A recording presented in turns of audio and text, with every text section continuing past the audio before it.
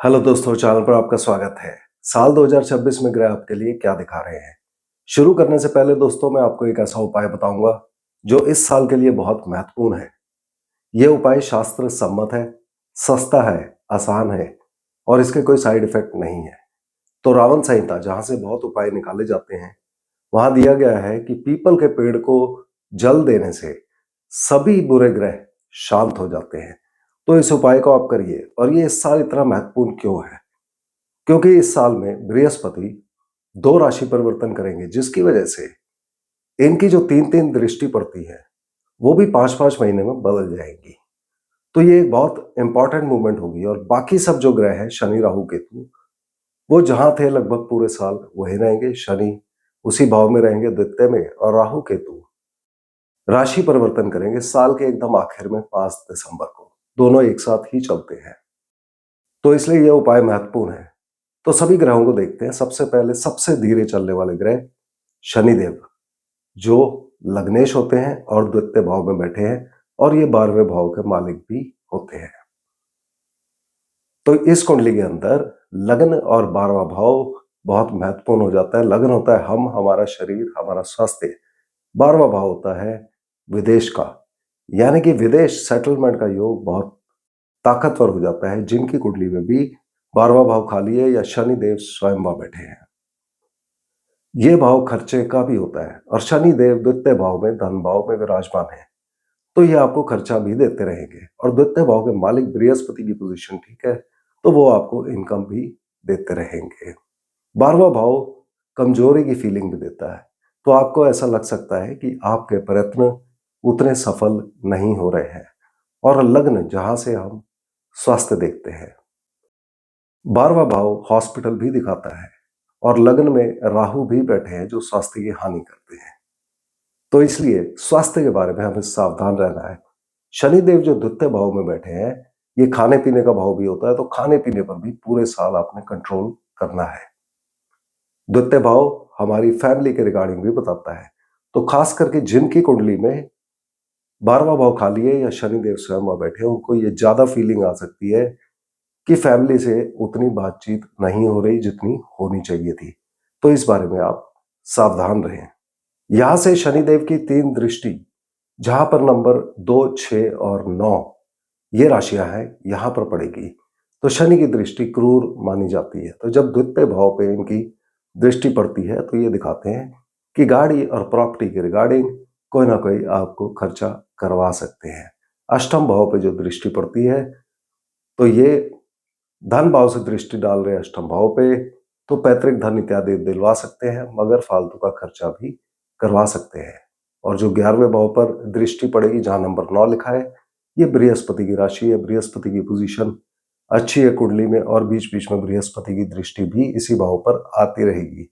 मगर फिर भी शनिदेव अपनी तरफ से यहाँ पर रिजल्ट्स को थोड़ा धीरे करने की कोशिश करेंगे। लाभ और इच्छा पूर्ति जो आपको मिल रहा है, हो सकता है कि थोड़ी आपको पेशेंस रखनी पड़े। अगले धीरे चलने वाले ग्रह राहु और केतु, जो लग्न में और सप्तम भाव में बैठे हैं, 5 दिसंबर को दोनों राशि परिवर्तन करके 12वें भाव में और 6ठे भाव में आ जाएंगे। तो लगभग पूरे साल ये लग्न और 7वें भाव में है। तो राहु केतु खास करके कुंडली में भी अगर यहाँ पर हो, तो सबसे पहले मन में राहु वहम उत्पन्न कर सकते हैं। अचानक से कोई ख्याल आ सकते हैं। खर्चा ज्यादा आपका करवा सकते हैं ये दोनों ग्रह मिलके, और बीमारी इत्यादि दे सकते हैं। केतु जो सप्तम भाव में बैठे हैं, इनका एक मेन प्रभाव आएगा अगर आपको बीमारी इत्यादि हो रही है या लोगों से लड़ाई झगड़ा हो रहा है। तब आपको पहली इंडिकेशन ये आएगी कि जुबान में खराबी हो जाएगी, यानी कि व्यक्ति अपशब्द बोलने लगता है, गलत बातें करने लगता है, गाली गलौज अगर ज्यादा हो रहा है, या ऐसा हो रहा है आपके साथ कि आपने किसी को झूठ बोला, झूठा वायदा किया। तो जो भी आप वायदा करें, किसी को बोले, उसे पूरा करके दिखाएं। अगर ये सब इंडिकेशन आपको आ रही है जुबान के रिगार्डिंग, तो समझ जाइएगा कि केतु का सप्तम भाव का खराब असर आ रहा है। और कुंडली चेक करा के आप इनके उपाय करिए। आपकी कुंडली में राहु केतु कहीं भी हो सकते हैं, इनकी अपनी कोई राशि नहीं होती है।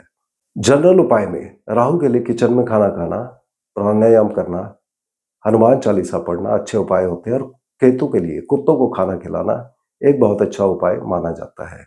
5 दिसंबर को जब राहु 12वें भाव में आ जाएंगे और केतु छठे भाव में आ जाएंगे, तो अगर आपकी कुंडली में भी यहीं पर ही हैं, तो इनके मेन इफेक्ट जो आते हैं कि ये मोटे-मोटे खर्चे दे सकते हैं। और साथ ही अगर नेगेटिव इफेक्ट आ रहे हैं, तब माता को या माता के भाइयों को, मामू को कोई ना कोई प्रॉब्लम कर सकते हैं, तो उस बारे में सतर्क रहिए।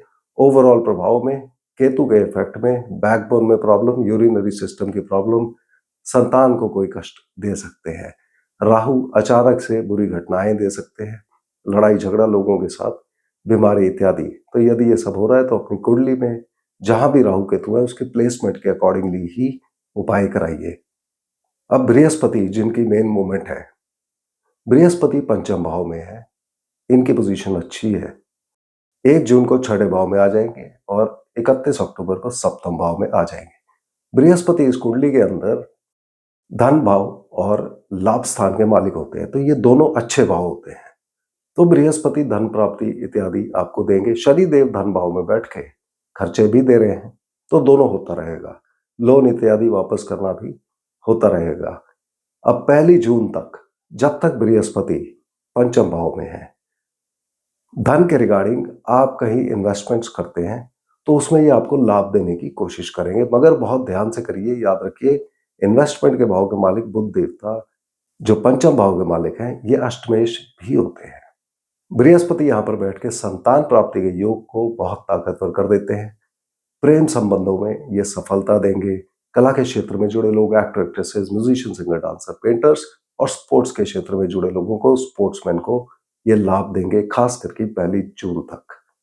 1 जून से 31 अक्टूबर तक, जब तक ये छठे भाव में है। तो नौकरी मिलने के लिए बहुत ताकतवर पोजीशन हो जाती है। कहीं से आप लोन लेना चाहते हैं, उसके अप्रूवल का चांस ज्यादा हो जाता है।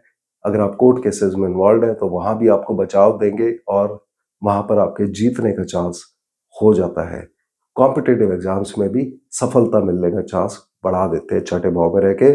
मगर जब तक ये छठे भाव में है, खास करके एक बार फिर शनिदेव के साथ जो हम कर रहे हैं, खाने पीने पे कंट्रोल करना, वो यहाँ भी करना है। 31 अक्टूबर को जब ये सप्तम भाव में प्रवेश कर जाते हैं, विवाह और व्यापार का होता है, तो विवाह का योग बहुत ताकतवर बना देंगे। पार्टनरशिप बिजनेस में प्रॉफिट देंगे और संतान प्राप्ति, दूसरी संतान का योग बहुत ताकतवर कर देंगे। अब इनकी जो 3 दृष्टि पड़ेंगी वो इस साल में 2 बार बदलेंगी। बृहस्पति की दृष्टि शुभ मानी जाती है, तो इनकी 5वीं दृष्टि जहां नंबर 7 लिखा हुआ है, यानी कि भाग्य स्थान पर पड़ेगी। जहां नंबर 9 लिखा है लाभ स्थान, इनकी अपनी राशि, और जहां नंबर 11 लिखा है यानी कि लग्न पर पड़ेगी। तो 1 जून तक जो भी इनकी राशि पर दृष्टि पड़ रही है, इनकी मेन इफेक्ट जो आएगा कि स्वास्थ्य अच्छा रखने में मदद करेंगे और नौकरी में परिवर्तन, ट्रांसफर, चेंजेस ये आपको दे सकते हैं। लाभ स्थान पर जो दृष्टि आएगी इनकी, तो लाभ और इच्छा पूर्ति आपको देने की कोशिश करेंगे। नए दोस्त और चैरिटी के कामों के लिए अच्छी पोजीशन हो जाएगी। 1 जून से लेके 31 अक्टूबर के बीच में, जब तक ये छठे भाव में गोचर कर रहे हैं, तो इनकी दृष्टि जाएगी जहां पर नंबर 8, 10 और 12 नंबर की राशि है। तो 8 नंबर की राशि कर्म स्थान में, बृहस्पति स्वयं नौकरी के स्थान में छठे भाव में बैठे हैं, और 12 नंबर की राशि जो धन भाव है। तो जब भी हमारा कर्म स्थान एक्टिवेट होता है, हमें नौकरी मिलती है और धन प्राप्ति होती है। तो ये पोजीशन नौकरी मिलने के लिए बहुत ताकतवर योग हो जाएगा।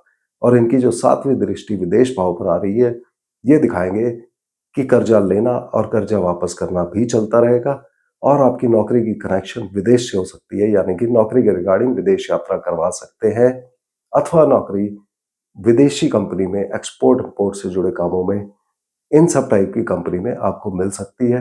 हॉस्पिटल के कार्यों के लिए भी ये पोजीशन बहुत अच्छी हो जाएगी।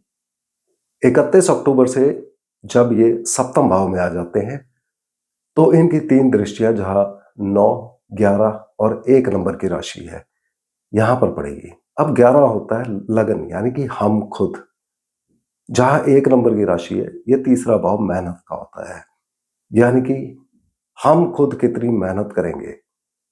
और जहां 9 नंबर है वो लाभ स्थान है, अर्थात हम जितनी मेहनत इस समय करेंगे उतना ज्यादा ये हमको लाभ देंगे। तो ये ओवरऑल आपके लिए धीरे चलने वाला ग्रहों की स्थिति थी 2026 के लिए। तेज चलने वाले ग्रहों को मैं मंथली प्रिडिक्शन में कवर करूंगा, तो हर महीने के वीडियो आप देखते रहिए। तो अगले वीडियो में हम फिर मिलेंगे, तब तक के लिए धन्यवाद।